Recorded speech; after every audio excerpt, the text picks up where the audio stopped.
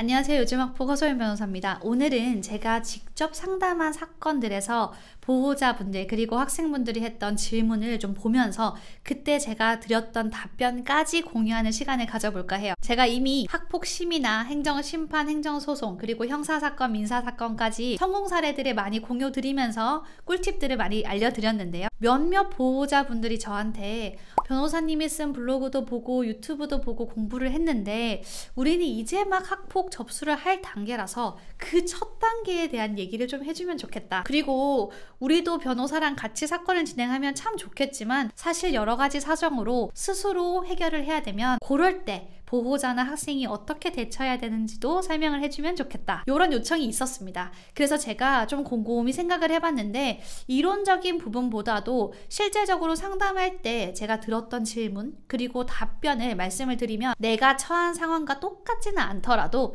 비슷한 사안에서 도움을 충분히 받으실 수 있을 것 같아서 상담 내용을 약간 각색해서 Q&A 영상으로 만들어 봤습니다. 비슷한 사안이라면 내가 지금 비슷한 상황에 처해 있다면 귀를 쫑긋 세우시고 참고하시면 좋겠습니다. 피해 학생 아버지가 저한테 상담을 요청하신 내용입니다. 피해 학생은 초등학교 6학년인데요. 같은 반에 있던 친구들이 방과 후에 학교 건물 뒤쪽으로 나와라 이렇게 해서 나간 거예요. 그랬더니 갑자기 때리고 욕하고 막 끌고 다니고 근데 이 모든 걸 촬영까지 하면서 학교 폭력을 행사했어요. 피해 학생의 아버지가 궁금해했던 건 그 자리에 있었던 가해 학생이 총 12명인데 직접 때린 애도 있고 욕하거나 웃거나 겁을 주거나 한 애도 있고 그 장면을 휴대전화로 촬영한 친구도 있다고 하더라. 그리고 몇 명은 그 주변을 동그랗게 쭉 둘러싸고 구경만 했다고 하더라. 우리가 원하는 건 제일 심하게 한 애들 몇 명만 신고하려고 한다. 마음 같아서는 사실 이 12명 다 신고하고 경찰 조사도 받게 하고 소년보호 재판도 받게 하고 그러고 싶지만 우리 아이가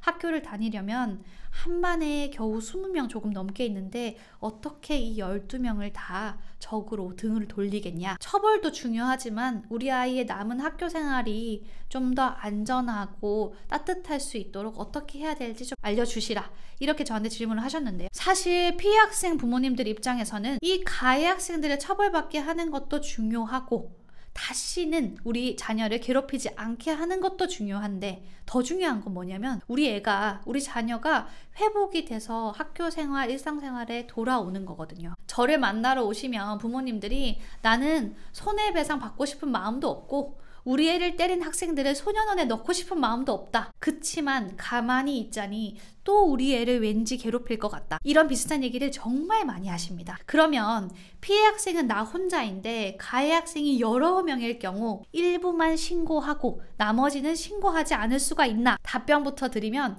학교폭력 신고는 피해자의 의사대로 하시면 됩니다. 그러니까 내가 원한다면 일부만 신고를 하실 수도 있는 거죠. 자, 그런데 학교는 학교폭력예방법 제20조에 따라서 학교폭력을 신고하고 보고할 의무가 있습니다. 그래서 피해 학생이 신고한 사건은 물론이고 학교 교장은 피해 학생 또는 보호자가 신고를 하지 않더라도 학폭 사실을 알게 되면 이 내용을 확인해야 되죠. 그리고 이렇게 확인된 사실에서 학교폭력이 맞다라고 판단이 되면 여기에 대해서 교장이 신고가 되지 않았더라도 사안 조사를 하는 겁니다. 예를 들어서 이 아버지께서 주동자 3명은 신고를 하고 나머지 9명은 신고를 하지 않아도 학교에서 가해 학생들 조사하다가 혹은 CCTV 같은 증거를 확인하다가 그 경로가 어떻게 됐든 학폭 가해 학생들을 추가로 인지하게 되면 학폭법 절차대로 처리가 진행이 되죠. 자, 그러면 제가 상담하면서 이렇게 답변을 다 드렸는데요. 학교에서 그렇게 하게 되면 우리한테 대안이나 방법이 없겠냐. 나는 아이가 학교에서 주동자 빼고는 나머지 친구들과는 화해하고 다 잘 지내면 좋겠다. 이럴 경우에 어떻게 해야 될지 제가 다음 영상에서 계속 알려드릴게요. 오늘 제가 상담했던 내용을 약간 각색해서 최대한 상세하게 알려드렸는데요.